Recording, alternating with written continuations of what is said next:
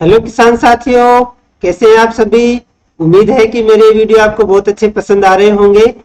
आज मैं आपके सामने एक नया वीडियो लेके आया हूं कि मिट्टी के पीएच को हम कैसे कम कर सकते हैं। हमारा जो रूट जोन है या जो सोइल सॉल्यूशन है उसके अंदर हमारा हमारा ये पीएच को हम कैसे मेंटेन करें कि हमारी जो फसल है उसको कोई गलत प्रभाव नहीं हो और हमारी फसल ज्यादा अच्छी हो, ज्यादा क्वालिटी अच्छी हो, ज्यादा पैदावार अच्छी हो। तो आप सभी का नमस्कार। मैं Phoolchand Verma green farm solution channel पे आपका हार्दिक स्वागत करता हूं और एक नया वीडियो आपके सामने लेके आया हूं कि मिट्टी के पीएच को हम किस तरह से कुछ हद तक कंट्रोल कर सकते हैं, उसके साथ हम प्ले कर सकते हैं। सबसे पहले हम जानते हैं कि मिट्टी का पीएच क्या होता है। पीएच ये अम्लीयता और क्षारीयता को नापने का एक पैमाना है। ज्यादा पीएच होता है तो उसके अंदर जो पीएच यानी हाइड्रोजन जो आयन होते हैं वो उनकी जो सांद्रता या कंसंट्रेशन है वो कम हो जाती है। और अधिकांश मिट्टी जो है, अगर हम एक सभी प्रकार की मिट्टियों की बात करें तो उनका 3.5 से लेके 10 के आसपास पीएच होता है। जहां पे वर्षा ज्यादा होती है या जंगल होते हैं वहां पे थोड़ा सा पीएच कम रहता है, 5 से 7 के बीच में रहता है। जहां पे बरसात कम होती है, जैसे मैं कहूंगा राजस्थान जैसे जो राज्य है वहां पे हमारे कम बरसात होती है, प्रेसिपिटेशन ज्यादा होता है, तो वहां पे पीएच 7.5 से 10 के बीच में पाया जाता है। पीएच का जो एक पैमाना होता है ये 1 से लेके 14 के बीच में होता है। तो ये होता है पीएच। अब मैं आपको कुछ साधारण चीजों के पीएच बता रहा हूं। 4, 4.5 या उससे कम पीएच किसका होता है?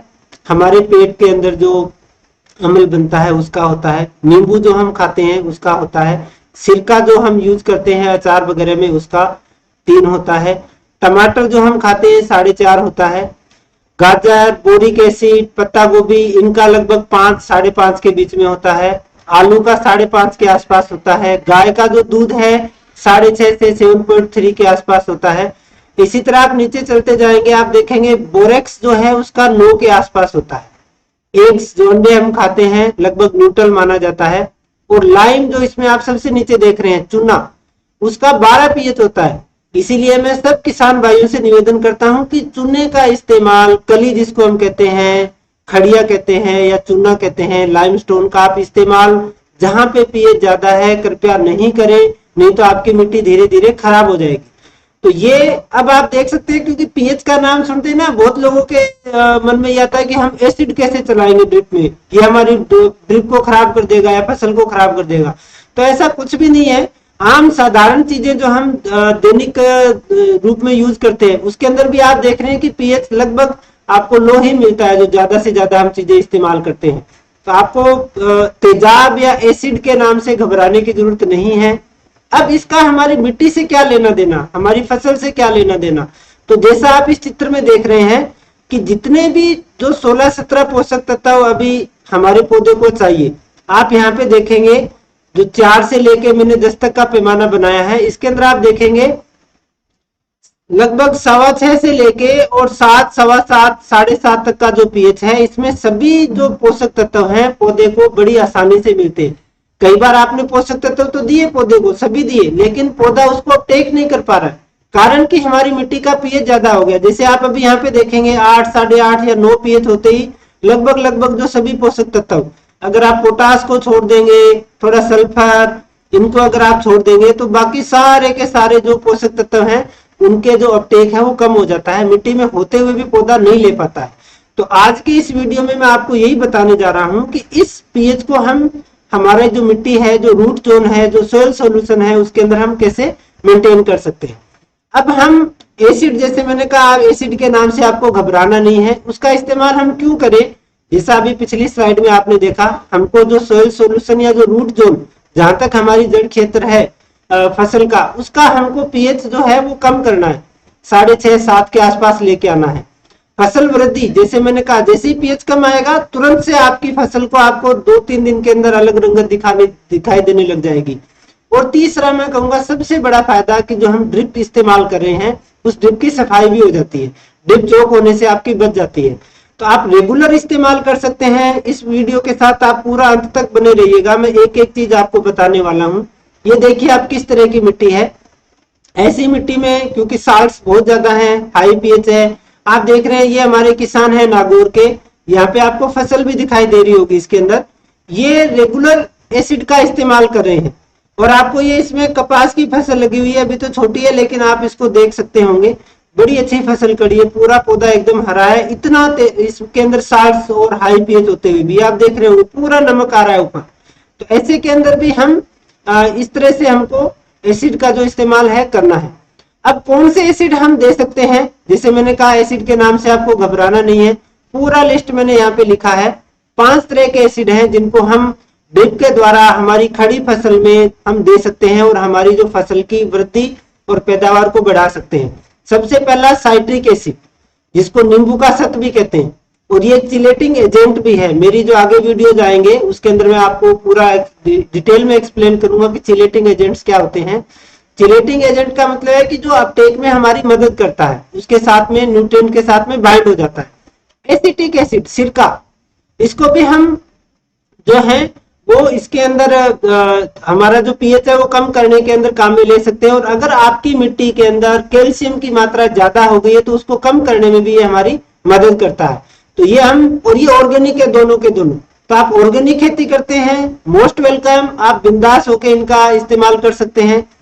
बाकी जो नीचे 3 है, नाइट्रिक एसिड, हम फसल की शुरुआत, क्योंकि इसमें नाइट्रोजन है, आप देखिए 22% नाइट्रोजन हमको मिल रही है।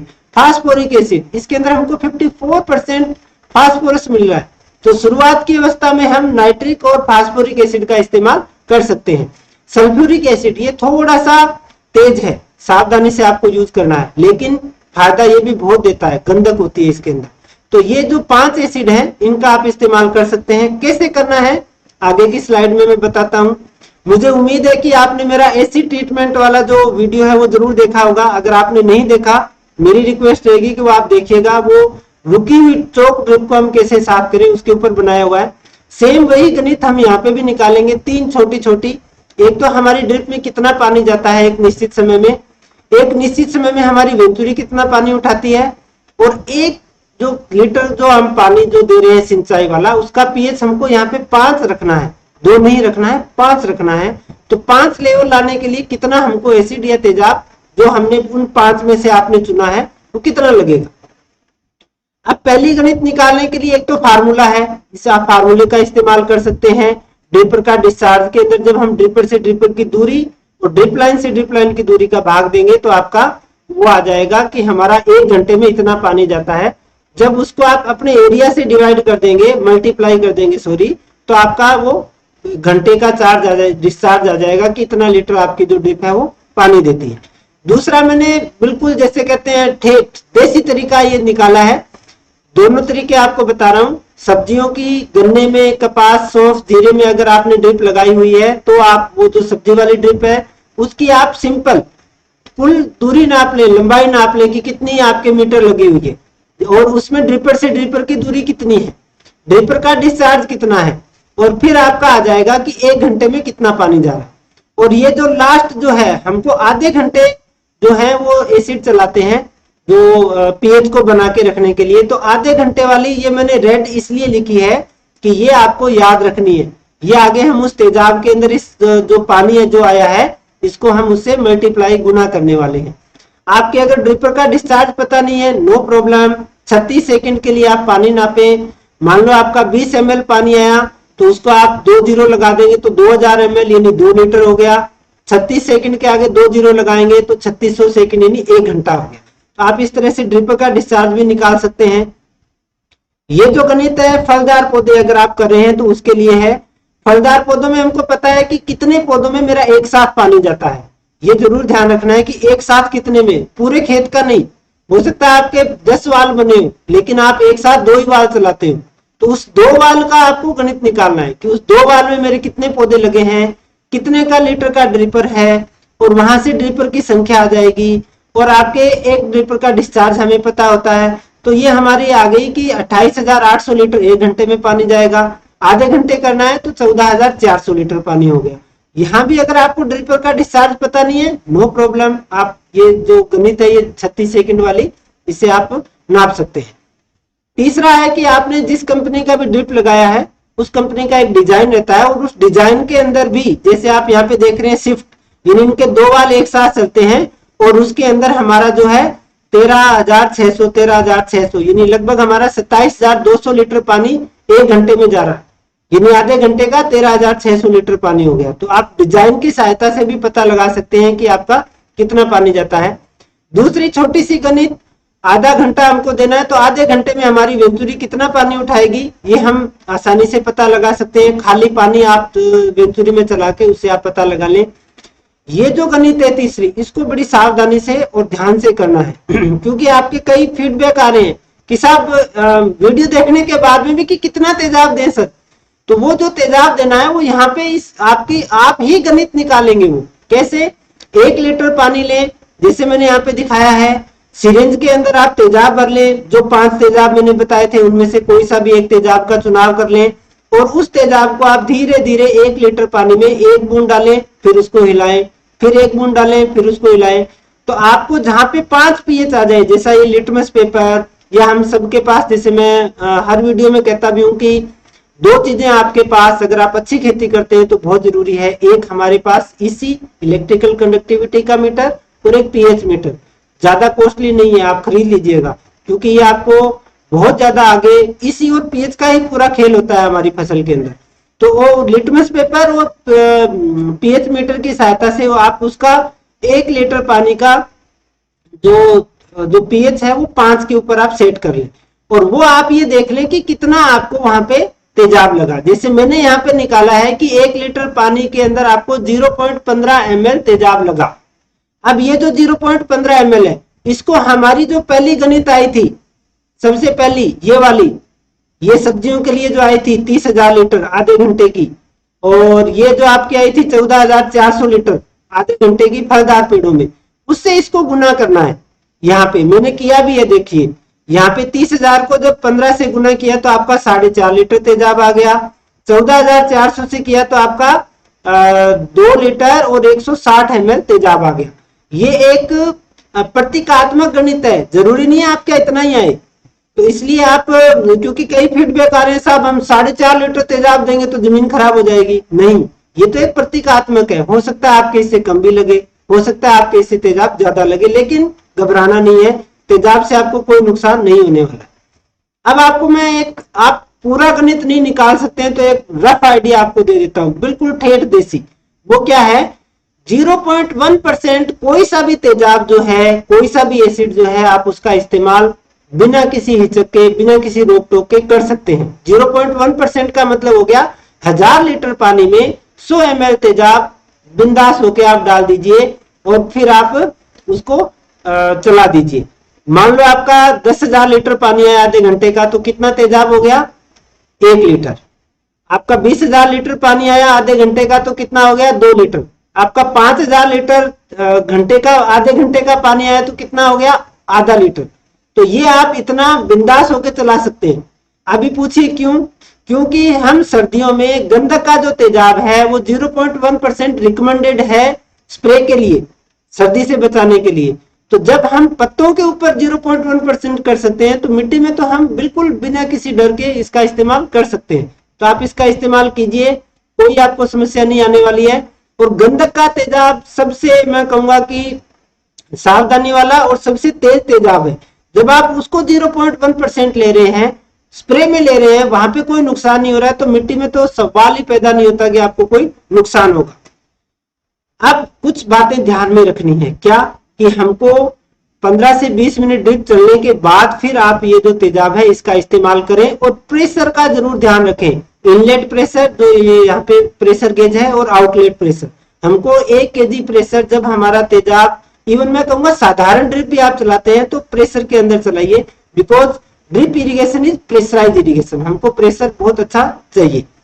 अब बाकी और क्या सावधानियां रखनी है, क्योंकि तेजाब आप इस्तेमाल करते हैं तो इसको पूरे सुरक्षात्मक जो भी उपाय है, मास्क, गोगल, हाथ, पूरे बाजू की शर्ट ये पहनी है। फास्फोरिक और नाइट्रिक एसिड का इस्तेमाल आपको फसल की स्टेज के हिसाब से, जैसे नाइट्रिक एसिड में नाइट्रोजन है, तो अगर आपके फ्रूट हार्वेस्टिंग या राइपनिंग स्टेज में आपकी फसल है, उस समय पे आप नाइट्रिक एसिड का इस्तेमाल नहीं करें। और हमेशा पहले पानी डालें फिर उसके अंदर तेजाब डालें, कभी भी उल्टा नहीं करना, पहले तेजाब डाल के उसमें पानी नहीं डालना, नहीं तो ब्लास्टिंग होती है और पानी बहुत गर्म हो जाता है। ये आप देख रहे होंगे, आपको इसमें भाप नजर आ रही होगी, है ना। तो ये हमको सावधानी इसमें रखनी है। और अब मैं कहूंगा कि आप हर फसल में देखिए आप कोई सी भी फसल लगा रहे हैं, और आपका फीडबैक मेरे को आप जरूर दीजिएगा। मेरे चैनल के डिस्क्रिप्शन में मेरा मेल आईडी भी है, उसके अंदर आप मेरे को मेल कर सकते हैं। और आपको ज्यादा जानकारी चाहिए तो आप जो कमेंट्स बॉक्स के अंदर अपना फोन नंबर भी छोड़ सकते हैं, मैं आपसे संपर्क करूंगा। और ये आप इस्तेमाल करने के बाद मेरे को अपना फीडबैक जरूर दीजिएगा, क्योंकि ये हमने आजमाया हुए तरीके हैं। जैसे मैंने कहा, अपना पूरा चैनल वैज्ञानिक है, पूरा तकनीकी है, यहाँ पे हर तकनीकी जानकारी पूरे प्रयोग करने के बाद में ही हम आपके सामने आ रहे हैं। तो आप सभी का धन्यवाद, थैंक यू सो मच, और जुड़े रहिएगा मेरे साथ में। और मैं कहूंगा कि थोड़ा सा आप जो है ना शेयर करने में भी कंजूसी कर रहे हैं, ऐसा मेरे को फील हो रहा है। तो ज्यादा से ज्यादा किसानों में आप ये हमारा जो है वीडियो शेयर कीजिए, चैनल को शेयर करें, ताकि बाकी किसान भी जो है वो इसका लाभ उठा सके। थैंक यू, धन्यवाद।